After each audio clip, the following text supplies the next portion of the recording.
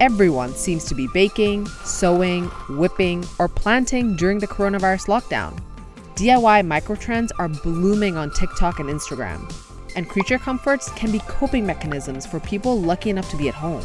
So things that maybe our grandparents did or even our great-grandparents did, we're going back to what they used to do.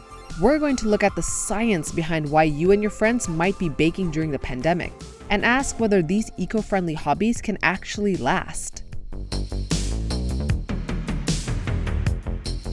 I've got a starter and a slice of bread. So this is Eve.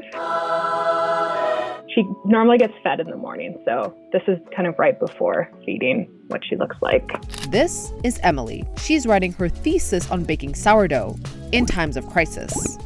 There is something about fermentation that the people are drawn towards in these moments of crisis, whether it's personal or like global. Baking sourdough has garnered a lot of online attention during the pandemic. For example, look at this graph. You can see how search engine results for sourdough skyrocketed in March 2020. It's not just bread that people are making at home. People are also making their own masks while there are national shortages. This one is it's really simple, and it's got the nice filter pocket. I've probably made about 200 altogether now. But what's the psychology behind why people are making and baking during this time of crisis? Okay, there are so many possible reasons to explain why everyone is baking right now, but to some degree, it is because of this positive reinforcement. Dr. Afiya Mbilishaka is a clinical psychologist. She says there are also behavioral reasons why we're seeing quarantine hobbies on social media platforms.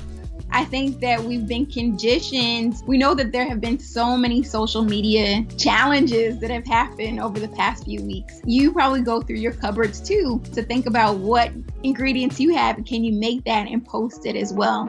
Then there's our instinct to survive. You see, the 20th century psychologist Abraham Maslow said we have a hierarchy of human needs. The theory goes we are motivated to fulfill our physiological needs first.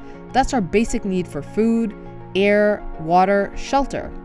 Because I would argue that baking and preparing bread even is a way for us to not only satisfy our physiological need of eating, but it also can satisfy that feeling of safety. Like I can survive, I can be prepared, I will be safe, I can make it through. And so by honing these different skills to be able to feed yourself, I think is really empowering.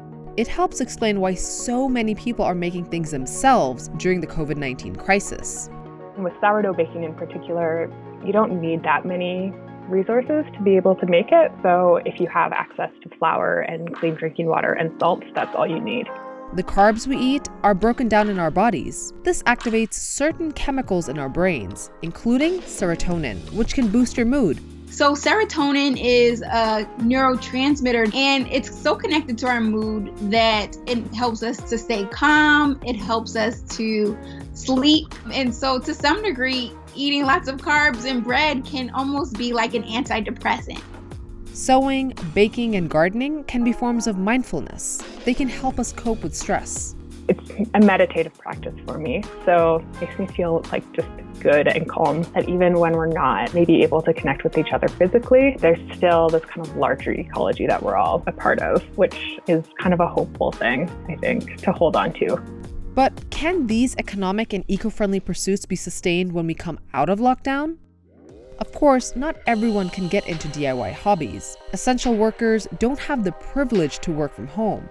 Even before the pandemic, 40 million US households were struggling to put food on their dinner tables. And sustainability and zero waste often seem to be buzzwords. But we know some people are changing the ways they spend money in this pandemic. People are sweeping baking products from grocery store shelves, while there's been an increased frugality in other areas of spending. The consumer study found almost 60% of its respondents are cooking more. 30% plan to continue to do so after the pandemic.